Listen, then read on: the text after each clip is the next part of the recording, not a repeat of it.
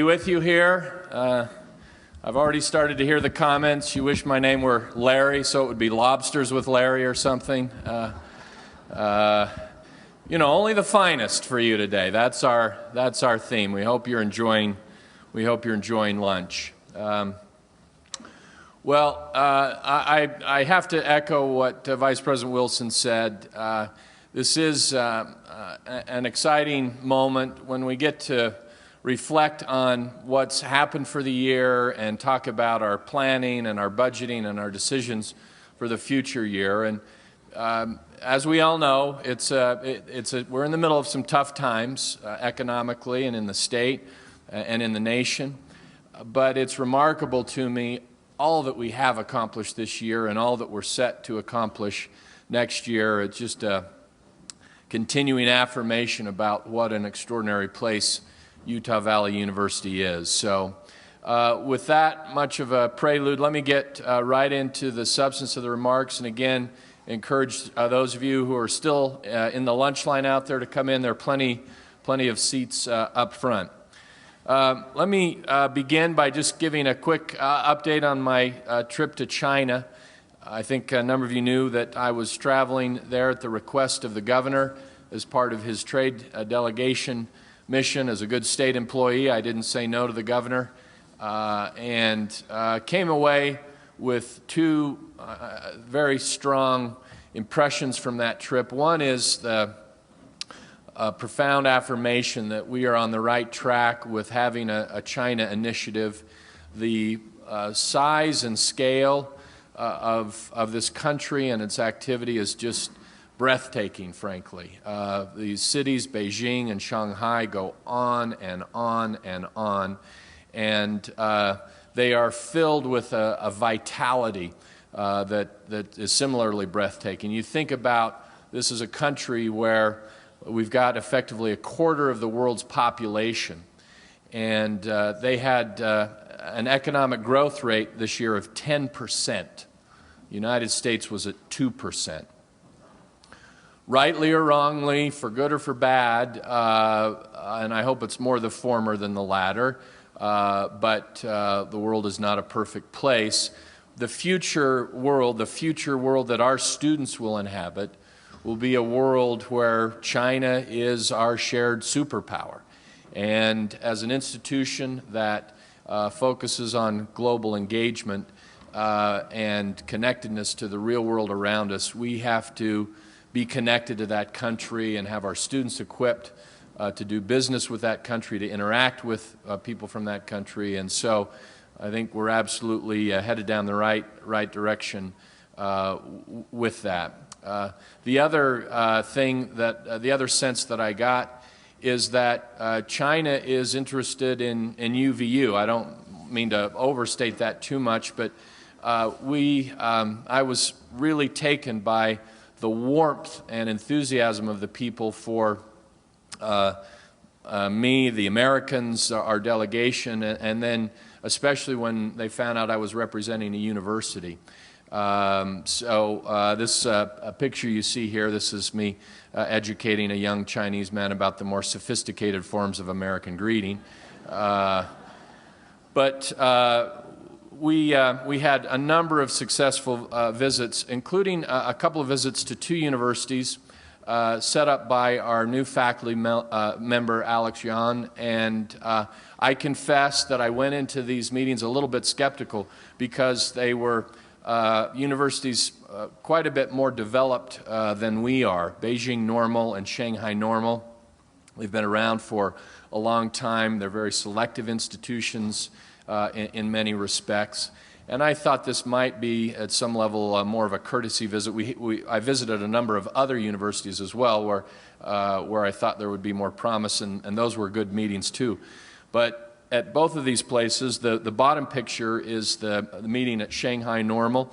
That's the president of the university and several of his vice presidents and deans.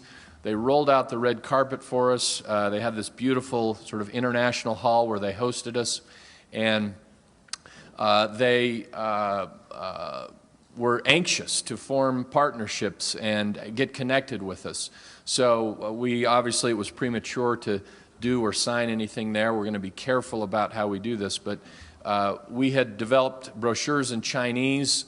They were very impressed with that we had circulated to them.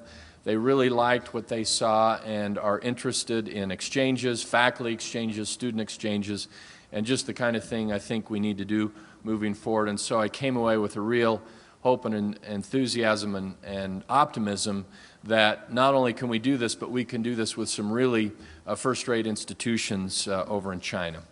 I'm happy to talk more later with you individually or collectively, those that would have interest about what we're doing there. Let me shift now to more of a year in review. Let's start with our students. We are a student-focused institution, and it's been a wonderful year of accomplishment for our students. I'm really personally going to be sad to see Richard Portwood leave us. He's been an outstanding student body president. I think a number of you have heard about his representing the university in a delegation of student body presidents to Russia, where he emerged as a leader of other student body presidents from Ivy League institutions and other top flight universities. And he was really distinguished himself as the spokesperson. He was asked to come back and represent this report to the One World Leadership Center at the Library of Congress. Got applause. Board members told me that was the only time they'd ever heard applause in one of their meetings. He did such an impressive job. And I just hold Richard up, not because this is the only thing we have to brag about, but he's illustrative of the quality of our students and the kind of contribution they're now making locally, regionally, and even globally. The other picture you see here is of the performance of Antigone. This was one of the readings I had challenged the freshmen to read over the summer. As classic ancient Greek tragedy. We had it performed in the amphitheater out on the quad, and this was a spectacular moment. We had a record-setting attendance for a theatrical event at UVU over the course of a few days with this outdoor performance, and was so pleased. This was a student-run production, acted, directed by our students who did a fantastic job and set, I think, a precedent for us wanting to do something like this on a more annual basis. I'll say more about that a little bit later. By the way, just in the interest of time, I'll invite you. I'm not going to read through every bullet point on the year in review and the PBA decisions, so I'll be talking. I invite you to read and follow along and capture everything as we go, even if I don't make mention of it. At the end, I will give you a website address for especially the PBA decisions if you want more detail or to review, refresh some of the individual decisions that are made that you'd like more information about. Continuing with our students' great athletic accomplishments, we had some All-American awardees in wrestling and basketball and baseball. Our Culinary Art Institute continues to distinguish itself nationally. Our Skills USA team continues to operate at the very highest levels, representing all levels of the institution, are just performing with such excellence and seriousness as we talk about here. The Christopher Clark's play was invited to be performed at the American College Theater Festival to rave reviews. So many just terrific things going on there. With the faculty and staff, we're proud of so many of our faculty. Impossible to highlight all of the things that are doing there. We'll just a few illustrative things here. The Fulbright scholar that we've had with Professors Dishman and Westover. We continue to commit to our engaged learning projects, and those seem to be picking up steam and having even more robust academic qualities and character to them, even as they stay very rooted in engaged, applied moments for our communities. Susan Madsen just brought great reputation to the university with her effort to lead research effort about women and higher education. I think you've heard me say this before. This is a real concern of mine, that we don't have enough young women coming to the university. You know, nationally, there's a sort of an opposite problem. We don't have enough young men going to university. Here in the state, it's reversed, and it's particularly a challenge here in this valley. She's brought now a robust set of data about this issue, and we're looking forward to now moving from having a sense of what the problem is and what the issues are to what can be done about that, and that we'll have more to say about that later.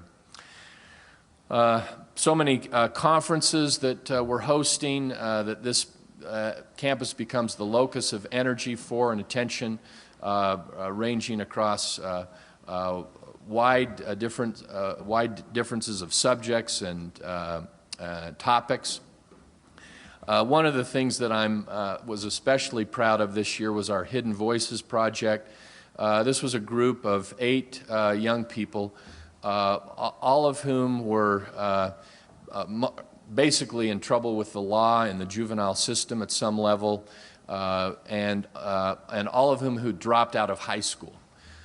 So they were really on a road to nowhere. And we reached out. They all were graffiti artists. That's usually why they were in trouble with the law, for their vandalism. We gave them a chance to treat them for, I think, what they are, as talented artists. Said, let's have you do your graffiti art, but we'll celebrate it. We'll feature it in our museum. And if you'll do that and keep yourselves out of trouble, we'll help you get into school. 2 of them got scholarships to UVU. The others are admitted to start in the fall. And if they complete their 30 hours here, they'll have their records expunged.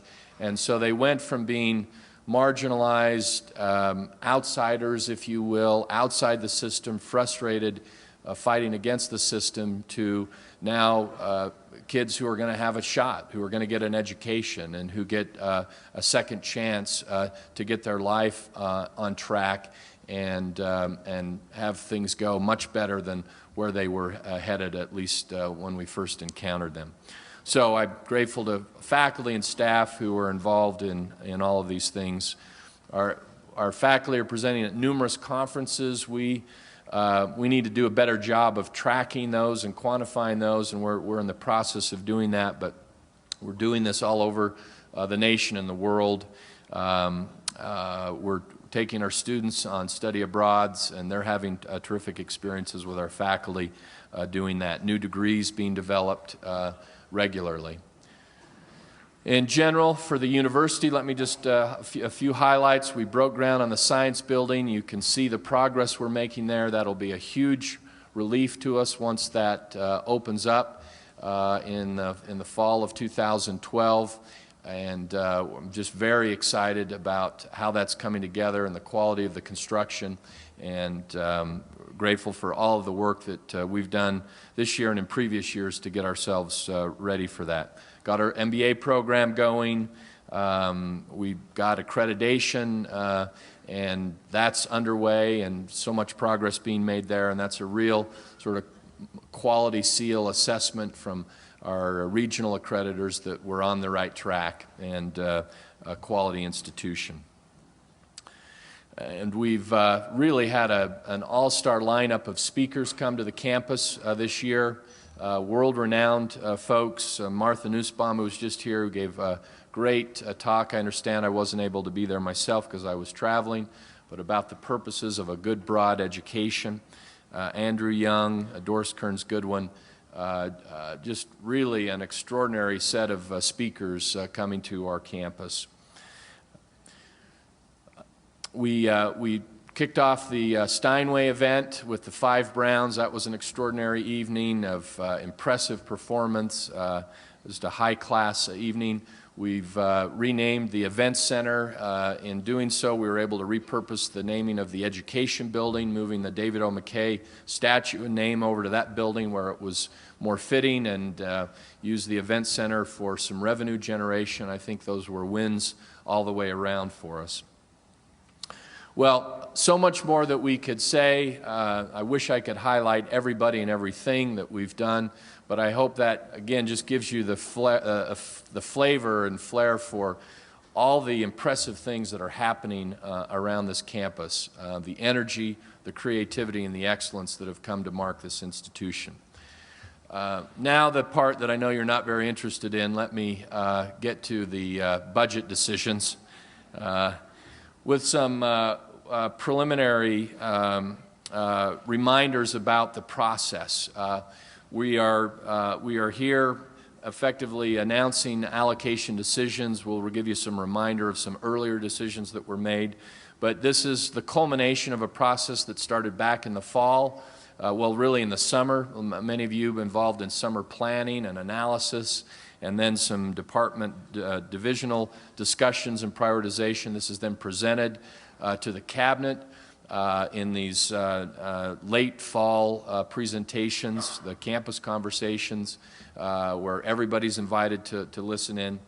Then we go into this period where we have to kind of wait for the legislature to make its decisions, and then we follow up with conversations with leaders in between time as we refine and prioritize what we're able to do for the year, and here we're announcing the outcomes.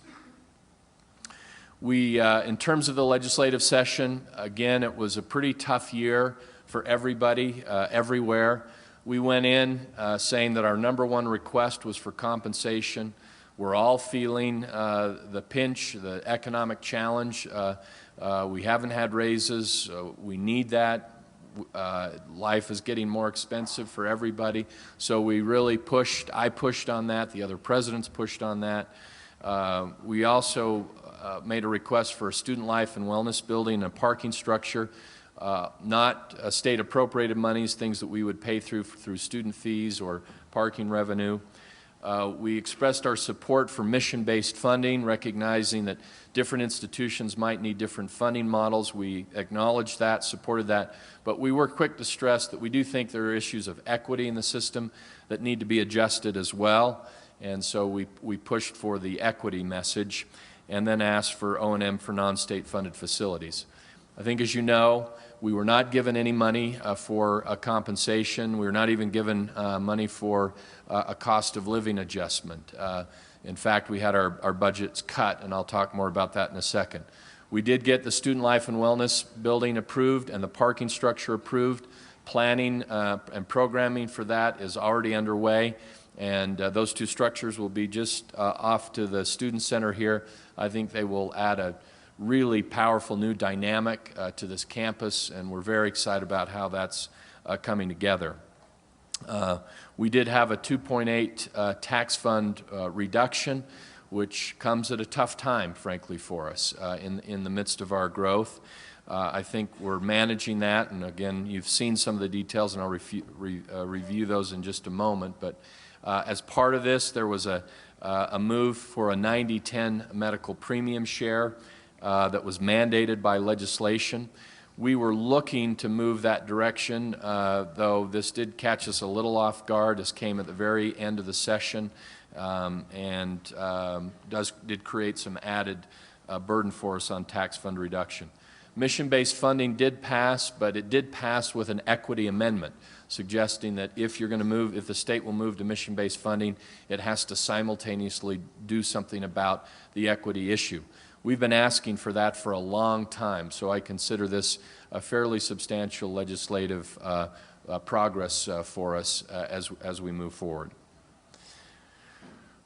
In terms of what the cuts mean, you see a little bit of the history here. Last year we were at the 12.5% cut. As we started the legislative session, we were looking to go down another 7%, which would take us down to a 19% cut. Well, we pushed back hard on that, trying to fight to get back to the 12% where we were last year, so effectively be held constant from last year. We almost got there, but again, we had the 2.8% cut that was offset a little bit by the O&M money we got for the science building, which will come to us next spring, so that we can be ready to open the building in the following fall. But altogether, it's a $1.3 million cut for us. To address that, we had to turn to tuition. I didn't want to do that. I don't think the system wanted to do that. We're having to put more and more of the burden upon our students at a time when we need more students coming to higher education. But As I've said before, we have to maintain university-level standards, and that means having adequate support and faculty and staff and programmatic budgets to do that. And so the system recognized that in a fairly significant way with a 5% first-tier tuition increase, with a fair amount of flexibility in how that was used, but highlighting that there were some areas in particular that it should be used for. We felt we needed to go even beyond that for a second-tier tuition increase. We did that in consultation with the students. The students don't like it, but they understand it. They want a quality institution, and they were willing to pay for it and have some adjustment, some modest adjustment to their tuition in order to make sure that we maintain the sufficient academic vibrancy and quality and support for this institution so that we can continue to move forward. We felt, again, that part of this comes from our growth, the combination of our growth with the impact of the tax fund reduction. As a result of our growth, some of the upside here is that we do have growth monies. So our tuition from growth monies from 2010-11 is up over $7 million. If you look at this picture holistically then, with the 1.3 million reduction, but then the first and second tier tuition increases and the enrollment growth, that puts us at roughly around $12,000, about $7 million, 12,000. Well, you could really run a university on that, couldn't you? That's Val Hale's, wardrobe budget. So, no, okay. All right. So, $12 million. Sorry, Val. $7 million one-time expenditures. That's the situation we're in. We went through the PBA process. We asked you to prioritize. Just give us your top requests, and still, even your most disciplined priority list well exceeded the monies that we had to spend this year. So we had $28 million worth of requests coming in, and you saw the pool of money that we're operating from. Well, just to say a little bit, I think people are always a little curious about the process after the campus-wide conversations. There's no great secret about it. We have multiple cabinet meetings on this where we try to pool all of the priorities together. You've done your own prioritization. We ask you to tell us what you think is most important in your areas. We then look at those collectively. Often this raises questions, which we follow up with individual leaders on down the line, deans, associate, assistant vice presidents, other people on the ground as we need to. So there's a fair amount of back and forth even after the campus conversations. The environment also changes. We have to wait for the legislative session, and that kind of refines our thinking and prioritization. Through all of this, we try to keep our core themes and operational imperatives uppermost in mind. This is who we are, and we want to fund the institution accordingly. We do make some early decisions. There are some things that just have an urgent priority to them that we need to act on quickly. And one of those that we single out here is faculty hiring, so that we can hit the right cycle. We don't know in January exactly how many faculty we're going to be able to hire, but we do know that we're going to hire some, and to hit the right recruiting cycle, we make some early decisions on some, but not all of the faculty hiring. There are things analogous to that across the campus where we have to move a little early on. What we're talking about today then is a summary of the decisions we made in winter and then most recently here in spring as we've run the full process. Again, just a reminder of what our core themes are: our focus on student success, our commitment to professional academic excellence, and our seriousness about who we are and what we do, engaged learning, connection with our community, being an inclusive place. We just want to keep those themes constantly in front of us and fund them along with the basic operational imperatives we have to run any large, complex organization well. So the first thing I'll say is about compensation. because of the Senate Bill 6 and the changes to our health insurance situation, I think we need to spend a little bit of time. I think most of you will have received a letter by now, but just to be clear about what we're doing, I think it's a fairly significant and distinctive step that we've taken, but well within the bounds of the legislative move of Senate Bill 6, which required a 90-10 split employee medical premium share, which again culminated in some additional tax fund reduction for us. What we've done is we've repurposed some existing compensation dollars, namely the tuition funds that the legislature didn't take from us as part of Senate Bill 6, some savings from the dental premium plan, savings from some coverage mixed charges, and some existing revenue contingency. We really worked hard with, I want to thank PACE and HR and the Planning and Budget Office, input from Faculty Senate leadership to figure out how we could do this. We did it. We've come up with a $985 adjustment, so that will effectively hold people constant with what otherwise would have been a fairly significant hike in people's medical premium share. There are changes to our medical benefits. In addition to the sharing, we've funded a premium increase of 18% and had some plan changes, again, which you can find out more detail in some of the correspondence that's been sent to you or on the HR website. We've also made some needed to fund some changes in the state retirement. Just to sum up then, for salaried employee, no, the legislature did not approve even a cost of living adjustment. We are able, because of our tuition monies and other things, we have 1.85% of the budget for salaries in each of the categories will be targeted to certain equity and retention issues. So it won't be going to everybody, but as we face increasing market pressures and demands, we will have to make some adjustments to some employees in order to hang on to them and to bring them up into a more equitable distribution with their national colleagues. Adjuncts, we are continuing with our multi-year plan to bring them more in line with the market rate. We were well out of range. Everybody knows that. We rely heavily on adjuncts. This has been a priority.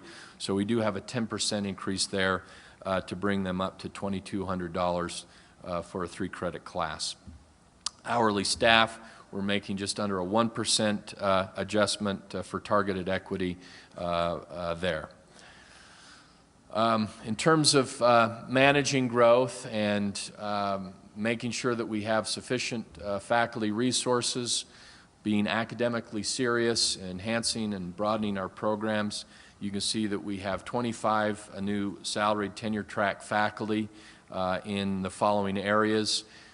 These are not chosen randomly. There's a fairly lengthy prioritization process that really starts within the colleges as the deans talk with chairs and others about their needs and their priorities. This then comes into Dean's Council and gets further prioritized and then is brought forward to the Cabinet.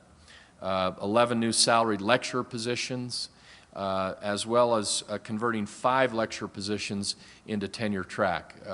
This came up in a UEM meeting the other day that we do rely heavily on lecturers, and a lot of them are serving multi-year, and where we can, we want to try to move them to tenure track as we have the funds necessary to do so. I'll give you just one more second to kind of take in that list. In addition to the hiring of the faculty, in terms of meeting student demand, we're adding additional sections. We're giving support for large sections. making better use of the space we have through software. We have needed support for students because we have a lot more students. So we need more help with in admissions and financial aid, graduate and transfer offices. So those things have been funded. We need to constantly expand our facilities. I know parking is a big issue. We've gone to work you may have seen just adjacent to the track. We're turning that into an additional parking lot there, adding some additional spaces to parking in the marketing building. We're constantly on the lookout for other ways that we can do that. We did get the parking structure funded, so this is a fairly substantial investment in an issue that I know is of keen interest and concern to many of you. We did the big remodel of the West Campus for the health professions. We're going to put the new greenhouse on the science building. So there are things that it's a tough time, but we do have some of these one-time monies that we have to grow and expand our facilities to accommodate the numbers of us that are here. The last point you'll see is that we're funding the lease payment for Geneva property. This is a piece of property that's being offered to us at a very reduced rate. I mean, the market's down in general, but Geneva Anderson has made an offer to us that invokes basically a multi-million-dollar charitable donation to us. It's a piece of property that will sit along the front-runner status, so it'll be easily connected to this campus. It will immediately lend itself to development of things like additional parking, some intramural fields, and so we're moving ahead with that. We're also, if you remember my State of the University address, we've now got a 10-year plan for how we'll need to build out our physical facilities to handle the growth.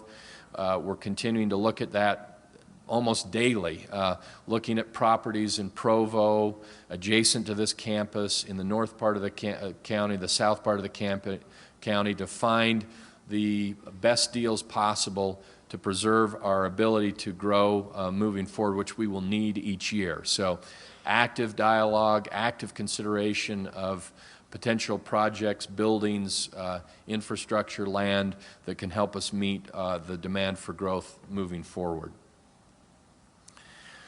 In terms of our academic and professional culture of rigor and excellence, we were investing in scientific equipment, building repairs, lab technicians, supplies. You can see the rest of the list. We also have to be very serious about assessment, making sure that we're taking account for what we're really doing and how well we're doing it. We need instruments and bodies to help us do that, including a community survey that's been talked about in the Unique Educational Mission White Paper discussion, so we're moving forward with those things. The library has had some cuts in the past. We need to try to restore some of that, especially for their collection and database, so that we have, our faculty have, our students have access to informations. The university's traffic information, this is a critical need. We continue to support, I think, very robustly our student research presentations, which are great experiences for our students as well as our faculty. I made mention earlier of the great success with the performance of Antigone in the quad. There's a sense that we need more performing arts space, so to speak. I think what we discovered is we have an underutilized option right there in our midst. That was just a fantastic way to see a production. It could accommodate more than 500 people, so it would be almost as large a venue, not quite as large as this one, but it would be the next biggest for an event like that, and well designed for that. But it needs some help, some infrastructure help, electrical support and whatnot, so we'll invest in that, and I think you'll see more activity perform there, and that will add to the cultural, intellectual, social life of the campus right there in the heart of campus. In terms of our efforts at being inclusive, we are funding the request for a director for the Women's Center. As part of that, we are recommending a broader mission for the Women's Center. We'll have more to say about that later until we can talk to the leaders and some of the other ancillary projects that have been involved on this campus. But I think this will be a very exciting step forward to do more to help not only women who are in trouble, but to help more young women come to this campus and prosper and complete their degrees and have success.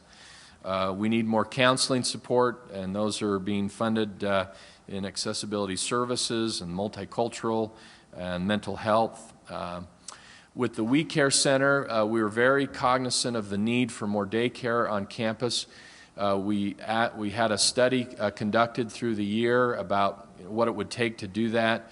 As is often the case, it looks like it will take more to do to accomplish what we really need to have accomplished. So we're not moving right away to redo the We Care Center, but we are designating that property up there, especially as the house next to it vacates as the BRC comes online, as land dedicated for expansion of the We Care Center and the establishment of a matching fund. We're going to have to go get some private donations to match. We can't do it all institutionally, but I think if we have a robust match, we get some donors, then we can really do a significant expansion to the We Care Center, which would be a very useful thing on this campus.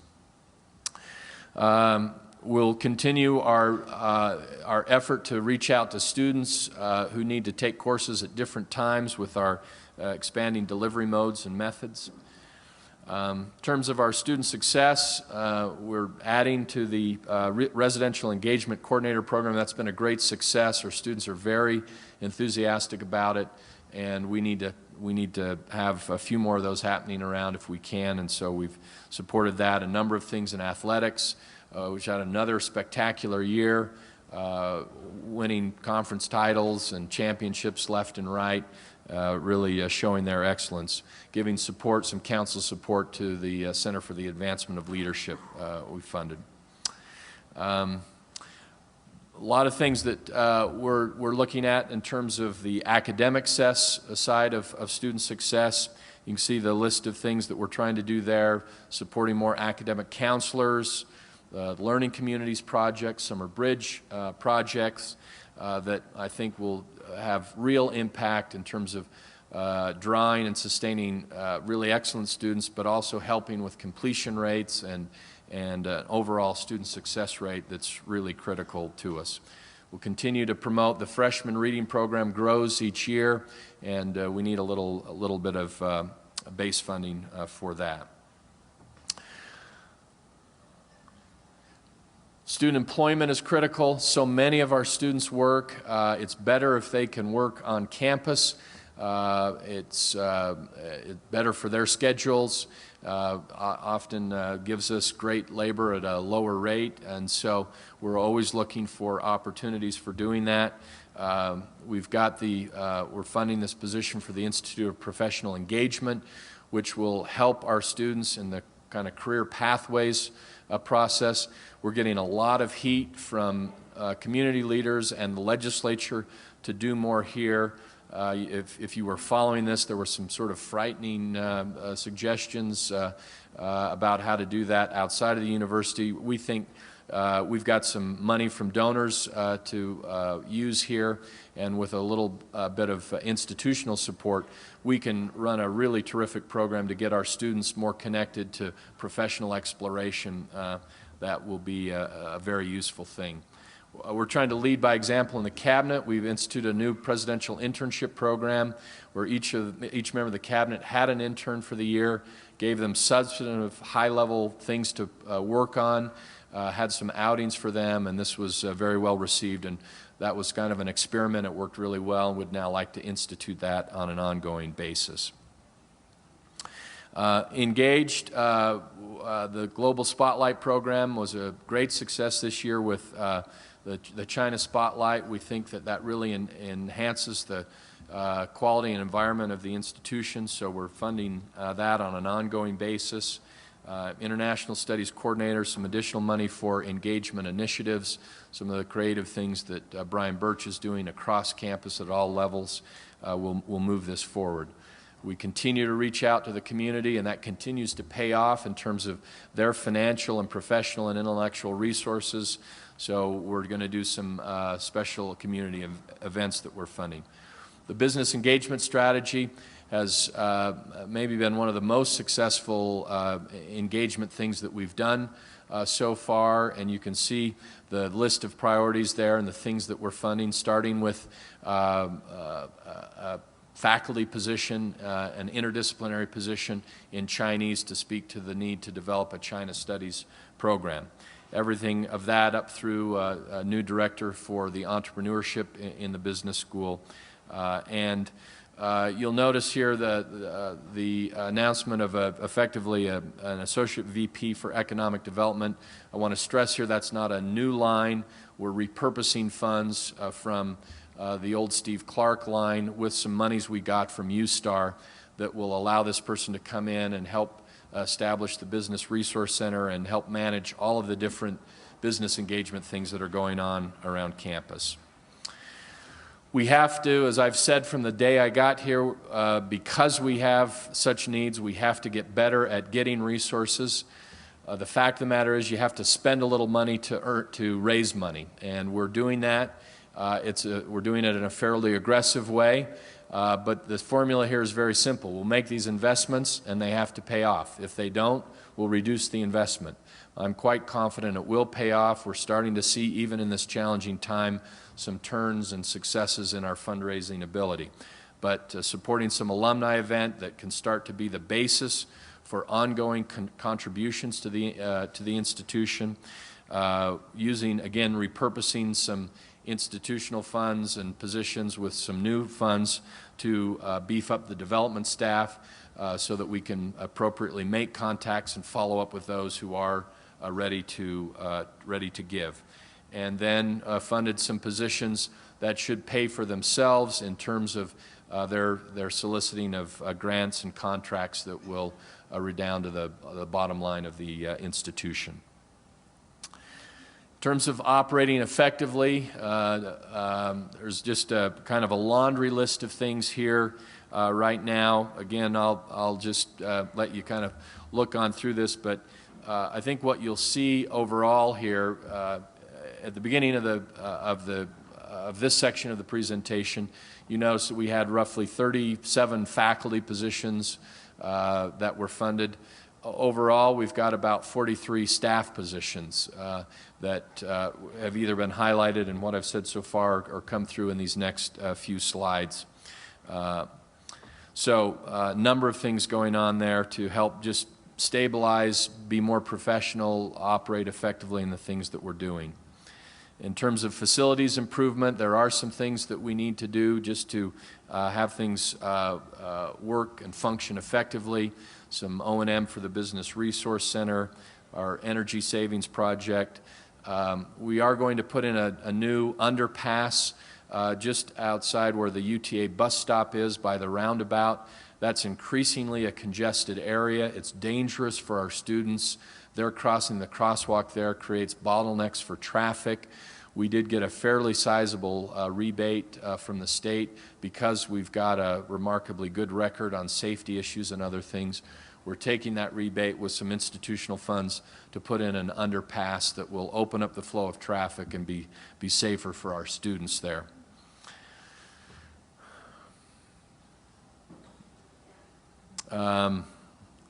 On technology support, technology continues to be absolutely vital to the prospering of an institution like ours. It's getting more expensive, and there are more things that we need, and so we've got a number of targeted, prioritized investments to keep pace with the needs of the technological world that we live in. And finally, some programmatic support for things, again, that are critical as we move forward. We are and seek to be a green campus more than just our branding and our school colors, but in our environmental consciousness. So we've got a shift in funding on the recycling. It's been a kind of a student-led initiative. Appreciate the students and their leadership on this, but we really need to own this institutionally. It's something we're committed to. So we've brought that over into facilities and and given them some more hourly funds to help accommodate the mission that we've given them for that. You can see, again, the list of other things that we're trying to do for programmatic support.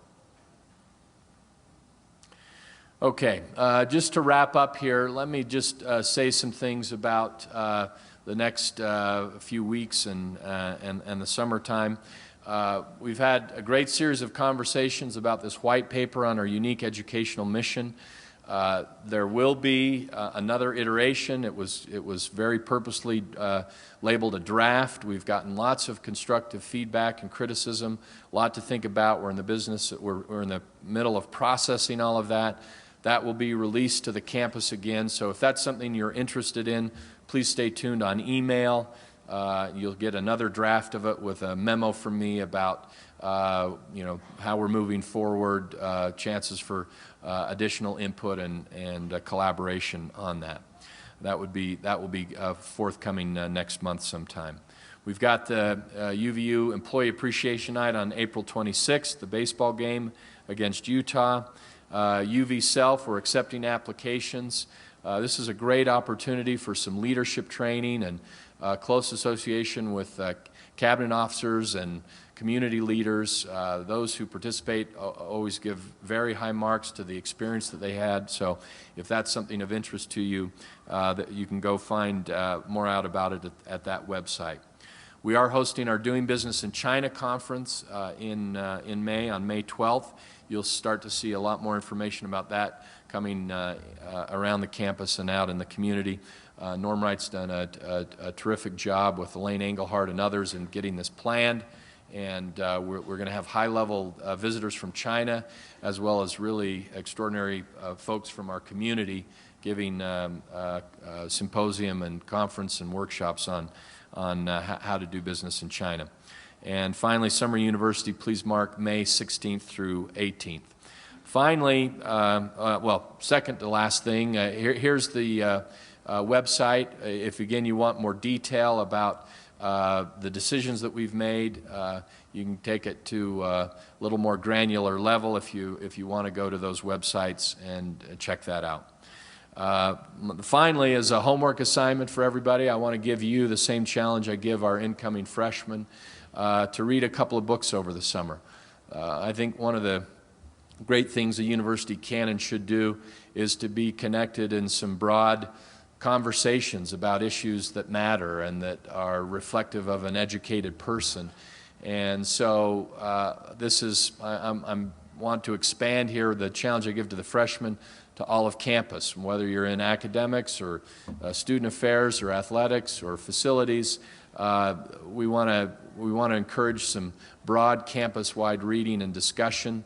So the two books for this summer are Outcasts United, very touching story about this refugee team that plays out in Middle America, and then the classic Shakespearean tragedy Othello.